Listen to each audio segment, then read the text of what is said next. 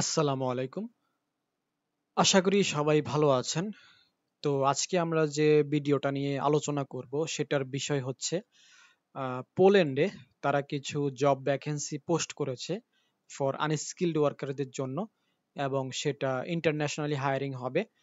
তো দেখতে পাচ্ছেন আপনাদের সামনে একটা পিডিএফ ফাইল। আমি তাদের যে সরকারি ওয়েবসাইট আছে, গভর্নমেন্ট যে ওয়েবসাইট আছে সেখান থেকে সরাসরি ডাউনলোড করে আপনাদের সামনে খুব সংক্ষিপ্তভাবে একটু বিস্তারিত আলোচনা করার চেষ্টা করব। তো আপনাদের বোঝার সুবিধার্থে আমি একটু ভিডিওটা জুম করে নিচ্ছি, পিডিএফ ফাইল যেটা আছে সেটা। ওকে, তো আমরা যদি একটু ডিটেলস এখন দেখি, প্রথমেই দেখতে পাচ্ছি জব সামারি। এখানে দেওয়া আছে, টাইটেল দেওয়া আছে আনস্কিলড ওয়ার্কার হিসাবে আপনি এখানে জব করতে পারবেন এবং লোকেশন হচ্ছে পোল্যান্ডে। তো পোল্যান্ডে দেখতে পাচ্ছেন লোকেশন দেওয়া আছে, তবে ডান পাশে দেখতে পাচ্ছেন কিছু সিটির নাম এখানে দেওয়া আছে। মূলত এই সিটিগুলোতে তাদের লোকজন লাগবে। তারপরে দেখতে পাচ্ছি নাম্বার অফ পজিশন, অর্থাৎ এখানে কতজন লোকজন লাগবে। তো দেখতে পাচ্ছি 5,850 জন এখানে প্রয়োজন। তারপরে দেখতে পাচ্ছি মেজর এমপ্লয়ার্স, অর্থাৎ এখানে কোন কোন কোম্পানিতে লোকজন লাগবে। তো দেখতে পাচ্ছেন এখানে কতগুলো কোম্পানির নাম, আমি আর সবগুলো বলছি না, আপনারা একটু দেখে নেবেন। তো এই কোম্পানিগুলোতে মূলত বিভিন্ন কাজের জন্য বিভিন্ন সেক্টরে বিভিন্ন ক্যাটাগরিতে টোটাল 5,850 জন এখানে তারা হায়ার করবে। তারপরে দেখতে পাচ্ছি এমপ্লয়মেন্ট অ্যাপ্লিকেন্ট টাইপ, অর্থাৎ এখানে আপনার অ্যাপ্লিকেন্ট টাইপটা কেমন হতে হবে। তো দেখতে পাচ্ছেন এখানে তারা বলে দিয়েছে ইন্টারন্যাশনাল অ্যাপ্লিকেন্টস ওয়েলকাম। তারপরে দেখতে পাচ্ছি এমপ্লয়মেন্ট টাইপ, অর্থাৎ আপনার কাজের ধরনটা কেমন হবে। তো সেটা আপনার ফুল টাইমে হতে পারে, অথবা কন্ট্রাক্টে হতে পারে, অথবা সিজনালও হতে পারে। তারপরে দেখতে পাচ্ছি ভিসা সাপোর্ট, অর্থাৎ ভিসা সাপোর্ট আপনাকে কে দিবে। তো এখানে তারা মেনশন করে দিয়েছে employer sponsored Poland national work permit work visa type D, অর্থাৎ আপনাকে সম্পূর্ণ ভিসা সাপোর্ট আপনাকে তারা কোম্পানি থেকে দেওয়া হবে। ওকে, তো তারপরে দেখতে পাচ্ছি ল্যাঙ্গুয়েজ রিকোয়ারমেন্ট, অর্থাৎ আপনার এখানে কি কি ভাষাগত দক্ষতা লাগবে। তো আপনার বেসিক লেভেলের ইংলিশটা জানতে হবে, অথবা বেসিক লেভেলে যে পোলিশ ভাষা যেটা আছে, পোল্যান্ডে যেটা ব্যবহৃত হয়, সেটা আপনাকে জানতে হবে, তাহলে আপনি এখানে জব করতে পারবেন। তারপর হচ্ছে স্যালারি বিষয়টা, তারা আপনাকে মিনিমাম স্যালারি দিবে 1,400 ইউরো থেকে 1,800 ইউরো প্রতি মাসে। এটা হবে আপনার ম্যাক্সিমাম স্যালারি। আপনার মিনিমাম স্যালারি হবে 1,400 ইউরো। তো আমরা যদি বাংলাদেশি টাকায় একটু ক্যালকুলেশন করি, তাহলে আমরা একটু ভালোভাবে ক্লিয়ার হতে পারবো 1,400 ইউরো টু বিডিটি দিয়ে। তো দেখতে পাচ্ছি আমরা 1,400 ইউরো যদি হয়, তাহলে বাংলাদেশি টাকায় সেটা হবে 1,95,790 বাংলাদেশি টাকা। এটা হবে আপনার যে মিনিমাম স্যালারি সেটা। অর্থাৎ যখন আপনাকে তারা নতুন অবস্থায় তারা নিয়োগ দিবে অ্যাজ এ ফ্রেশার হিসাবে, আপনাকে তারা প্রথমেই নতুন অবস্থায় এই স্যালারিটা দিবে। তারপরে দেখতে পাচ্ছি আপনার ম্যাক্সিমাম স্যালারিটা হবে 1,800 ইউরো। তো 1,800 ইউরো যদি আমরা একটু ক্যালকুলেশন করি বাংলাদেশি টাকায়, তো দেখতে পাচ্ছি 1,800 ইউরো যদি হয় বাংলাদেশি টাকায় হবে সেটা 2,51,730 বাংলাদেশি টাকা। তো এটা হবে আপনার ম্যাক্সিমাম স্যালারি। তবে আপনি ম্যাক্সিমাম স্যালারিটা আপনি প্রথম অবস্থায় নাও পেতে পারেন, কারণ এটা হবে আপনার ম্যাক্সিমাম স্যালারি, অর্থাৎ নতুন অবস্থায় তারা আপনাকে স্যালারিটা দিবে না। এটা যখন আপনার কাজের পারফরমেন্স ভালো হবে, অর্থাৎ যখন আপনার প্রমোশন হবে বা পদোন্নতি হবে, এক কথায় বলতে গেলে, তখন আপনাকে তারা আপনার কাজের পারফরমেন্সের উপর ভিত্তি করে ভবিষ্যতে তারা এই স্যালারিটা আপনাকে দিবে। তো এটা হচ্ছে আপনার কাজের উপর ডিপেন্ড করবে সম্পূর্ণ। এটা হবে আপনার ম্যাক্সিমাম স্যালারি, এটা আপনি ভবিষ্যতে পাবেন, এবং যে মিনিমাম স্যালারি যেটা আছে সেটা আপনাকে তারা নতুন অবস্থায় নিয়োগ দেওয়ার পরপরই তারা আপনাকে এই স্যালারিটা দিবে। তো আশা করি মোটামুটি বুঝতে পেরেছেন ম্যাক্সিমাম স্যালারি এবং মিনিমাম স্যালারির মধ্যে যে পার্থক্য সেটা। তো এখন আমরা দেখব জব রেসপন্সিবিলিটিস, অর্থাৎ এখানে কোন কাজের জন্য কোন কোম্পানিতে এখানে লোক লাগবে। তো এখানে আমরা দুইটা অপশন দেখতে পাচ্ছি। প্রথমে দেখতে পাচ্ছি ডেসক্রিপশন অপশনে দেখতে পাচ্ছি এখানে কোন কোন কাজ এখানে অ্যাভেলেবল আছে, এবং ডান পাশে দেখতে পাচ্ছি রিলিভেন্ট কোম্পানিজ, অর্থাৎ এখানে কোন কোন কোম্পানিতে এখানে লোকজন তারা নিবে।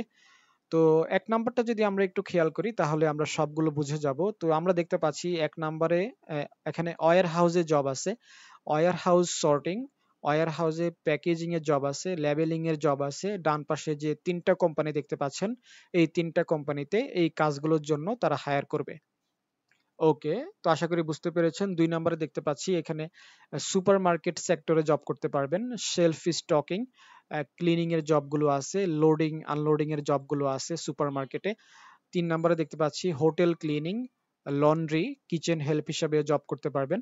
4 নম্বরে দেখতে পাচ্ছি এগ্রিকালচারাল যেমন ফিল্ড ওয়ার্ক আছে, গ্রিন হাউস, পিকিং, প্যাকিং এই জবগুলো করতে পারবেন। অর্থাৎ এখানে কৃষি কাজও আপনি করতে পারবেন। 5 নম্বরে দেখতে পাচ্ছি ফ্যাক্টরি হেল্পার, অর্থাৎ বিভিন্ন ফ্যাক্টরি সেক্টরেও জব করতে পারবেন। অ্যাসেম্বলি লাইনে প্যাকিং এর যে কাজগুলো আছে জেনারেল লেবার হিসাবে। 6 নম্বরে দেখতে পাচ্ছি food processing, dish washing, restaurant help এই কাজগুলো করতে পারবেন। 7 নম্বরে দেখতে পাচ্ছি cleaning and maintenance for public commercial buildings. তো এই জবগুলো আপনি করতে পারবেন ডান পাশে যে কোম্পানিগুলো আছে এই কোম্পানিগুলোর আন্ডারে। তারপর হচ্ছে নাম্বার 8 কনস্ট্রাকশন লেবার, অর্থাৎ এখানে আপনি কনস্ট্রাকশন সাইটেও জব করতে পারবেন বেসিক সাপোর্ট রোল হিসাবে। তো ডান পাশে যে কোম্পানিগুলো দেখতে পাচ্ছেন এগুলো হচ্ছে কনস্ট্রাকশন কোম্পানি, এই কোম্পানিগুলোতে আপনি জব করতে পারবেন। ওকে, তো আশা করি মোটামুটি বুঝতে পেরেছেন কোন কোম্পানিতে কোন কাজের জন্য এখানে লোকজন লাগবে। তো এখন আমরা দেখব আপনার ক্যান্ডিডেট রিকোয়ারমেন্টস, অর্থাৎ এখানে আপনার কি কি যোগ্যতা বা তাদের শর্তগুলো লাগবে, যেগুলো ফুলফিল করতে পারলে আপনি এখানে জব করতে পারবেন। তো প্রথমেই দেখতে পাচ্ছি আপনার বয়স হতে হবে মিনিমাম 21 বছর এবং ম্যাক্সিমাম সর্বোচ্চ 50 বছর হলে আপনি এখানে জব করতে পারবেন। নাম্বার 2, 2 নম্বরে দেখতে পাচ্ছি ফিজিক্যালি আপনাকে ক্যাপাবল হতে হবে ফর লং শিফট কাজ করার জন্য। 3 নম্বরে দেখতে পাচ্ছি বেসিক লেভেলে ইংলিশটা জানতে হবে, অথবা পোলিশ যে স্পিক ভাষা আছে সেটা আপনাকে স্পিকিং অ্যাবিলিটি থাকতে হবে, অর্থাৎ আপনাকে মুখে বলার মতো বেসিক ইংলিশটা জানতে হবে, অথবা বেসিক যে পোলিশ ভাষা আছে কমিউনিকেশন করার জন্য যে কোনো একটা আপনাকে জানতে হবে।